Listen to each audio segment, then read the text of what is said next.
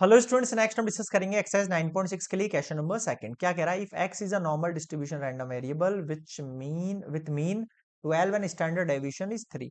Okay, तो देखो given value क्या है, आपको उस पर थोड़ा सा गौर करना। मीन का वैल्यू गिवन है 12 और स्टैंडर्ड डेविएशन का वैल्यू गिवन है 3, है ना। अब ये वैल्यूज निकालना है। तो फर्स्ट केस देखो क्या दे रखा है, पी एक्स लेस देन 15 दे रखा है। तो जब भी ऐसे क्वेश्चन मिले जहां पर एक्स हो, तो उस एक्स को आपको जेड में कन्वर्ट करना है। अभी कैसे होगा? ऐसे होगा, फॉर एक्स सबसे पहले इसको इक्वल्स टू 15 मान लो, एक्स इक्वल्स टू 15 मान लो। अगर मैंने एक्स इक्वल्स टू 15 मान लिया तो जेड क्या निकलेगा? जेड का फॉर्मूला क्या हो जाएगा मेरे पास? X minus mu upon standard deviation. तो x की जगह मैं यहाँ पर 15 यूज कर रहा हूँ, म्यू की जगह मैं 12 यूज कर रहा हूँ, सिग्मा की जगह मैं 3 यूज कर रहा हूँ। 15 में से 2 गया, 3/3 कैंसिल आउट, कितना बचा? 1। तो z की वैल्यू कितनी होगी? 1। अब थोड़ा सा आप ध्यान देना यहाँ पर, अगर x लेस देन 15 है तो मैंने x इक्वल्स टू 15 लिख दिया। अब अगर z इक्वल्स टू 1 है तो क्या मैं यहाँ पर z लेस देन 1 नहीं लिख सकता हूँ? क्या कुछ भी नहीं किया, x की जगह z पुट कर दिया, जो 15 था उसकी जगह 1 पुट कर दिया, सिंपल। अब इसको आप फाइंड कर लो बस अपनी टेबल में से, समझ गए? अब पीछे जो टेबल दे रखी है उसमें से अपन इसको फाइंड करेंगे। मैं टेबल पर लेके चलूँ आपको? वैसे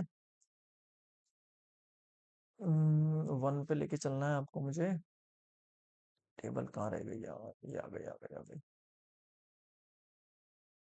तो देखो इसके लिए आपको 1.0 पकड़ना पड़ेगा ना। 1 के पीछे कोई वैल्यू नहीं है, 1.0 पकड़ तो 0.8413। ठीक है, आ गया आंसर 8.8413।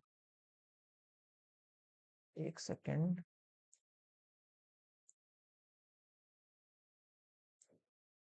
ये आ गया आपका 8413। जब तक आप खुद से टेबल खोल के नहीं बैठोगे बुक के पीछे, तब तक जो है सॉल्यूशन नहीं बनेंगे अच्छे से। ठीक है, चलो सेकंड केस देखो। अगर फर्स्ट क्वेश्चन आपने समझ लिया ना तो सेकंड क्वेश्चन आप सेल्फ निकालोगे, इतना आसान है। अब आ जाओ यहाँ पर। अब ये बोल रहा है P X greater than equals to 18 दे रखा है। तो मैंने बताया आपको कि जब भी आपके पास जो है वैल्यू दे रखा है ग्रेटर देन का, जब भी आपके पास वैल्यू क्या दे रखा है, ग्रेटर देन का वैल्यू दे रखा है ना। अब इसको सॉल्व कैसे करना है आपको? अब इसको सॉल्व कैसे करना है भाई, आ जाओ। इसको सॉल्व करने के लिए सबसे पहले मैंने क्या बताया, x इक्वल्स टू आप 18 मान लो। अब z का वैल्यू निकालो। z का वैल्यू कितना निकलेगा? 18 माइनस म्यू का वैल्यू कितना है भाई? 12 है, और नीचे कितना आएगा? 3 आ जाएगा। 18 में से 12 गया तो 6/3, और ये कट किया तो 2। तो z का वैल्यू कितना आ गया आपके पास? 2 आ गया। क्लियर है यहाँ तक सभी को? अब फिर वही चीज आप यहाँ पर पुट करो।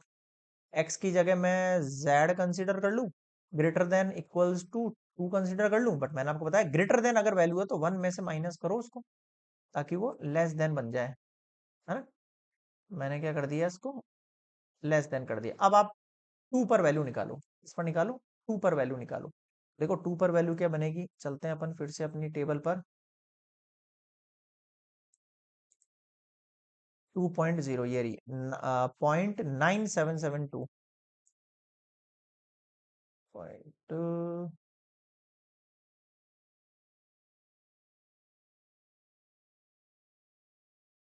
एक सेकेंड, 7 7।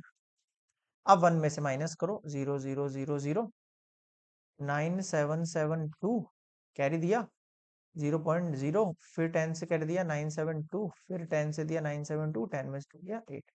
ये आ गया 0.0228। बताओ समझ में आया क्या? क्लियर है? आगे बढ़े थर्ड केस पर। ये दे रखा है x लेस देन 9। फिर वही चीज यार, घुमा फिरा कर, है ना। अगर इसकी जगह मुझे z बनाना है तो मैं कैसे बनाऊंगा? ये फर्स्ट वाले की तरह कॉपी हो रहा है, देखो क्वेश्चन में डायरेक्टली वैल्यू लिख दूं इसकी। z जो होगा लेस देन 9 - 12 अपॉन के अंदर कितना हो गया भाई? स्टैंडर्ड डेविएशन वाला 3। ठीक है, तो 9 में से 12 गया तो कितना बचेगा आपके पास? 9 10 11 12, यानी माइनस का 3/3 कैंसिल आउट हो गया, यानी -1। अब थोड़ा सा चेंज है यहाँ पर, वैल्यू क्या आई है? नेगेटिव में आई है। तो जब नेगेटिव में वैल्यू हो तो आपको क्या करना होता है? यहाँ पर 1 माइनस करना होता है f, और ये वैल्यू आ गई आपके पास 1। देखो होता तो ऐसे है, यहाँ पर पहले 1 डायरेक्टली क्या रहेगा आपके पास? 1 में से माइनस करना है आपको। इस वैल्यू को क्या करना है, अगर मैं इसको f की वैल्यू क्या लिख दूं? -1 लिख दूं। अब इसको कैसे सॉल्व करेंगे? 1 माइनस f, पॉजिटिव का 1 बनाना तो ऐसे करना पड़ेगा। पॉजिटिव 1 की वैल्यू अपन पहले निकाली थी क्या अभी जस्ट अपन ने? पॉजिटिव 1 की वैल्यू नहीं निकाली, पीछे से देखनी पड़ेगी उसमें से ही। चलो 1 की वैल्यू देख ले, 1.0 की वैल्यू देख लेते हैं ना। आ जाओ टेबल पर फिर से।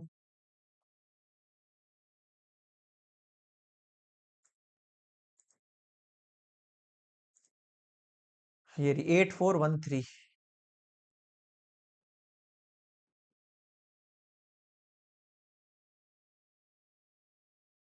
कहाँ चला गया क्वेश्चन यार।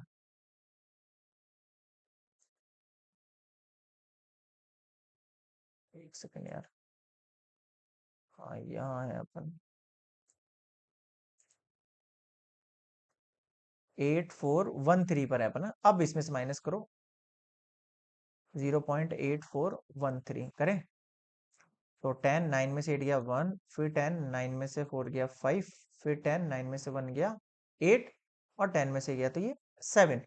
कितना हो गया बताओ ये 0.1587। मेरे हिसाब से कोई दिक्कत नहीं आएगी, आप सेल्फ निकाल लोगे इनको। अगला देखो फोर्थ वन, डायरेक्टली बता दूं क्या मैं आपको, है ना। फोर्थ वन वाली जो वैल्यू दे रखी है क्या है आपके पास, पी एक्स ग्रेटर देन 6। फिर वही चीज है, 1 में से माइनस करो P X less than equals to 6, यानी 1 में से माइनस करना है आपको एफ की वैल्यू 6। अब एफ की वैल्यू 6 निकाले अपन। चलो भाई आ जाओ निकाल लेते हैं यार, एक बार को तो कराना ही है सारे क्वेश्चंस मुझे। 6 वाली वैल्यू ढूंढेंगे हम यहाँ पर। ओ टेबल के अंदर तो वैल्यू दे ही नहीं रखी है। एक मिनट रुकना, आपकी बुक के अंदर टेबल देखना आप, उसके अंदर वैल्यू जरूर दे रखी होगी इसकी, है ना। चलो एक मिनट, कहाँ चले गई अपनी स्लाइड। अरे यार स्लाइड ही नहीं मिल रही है।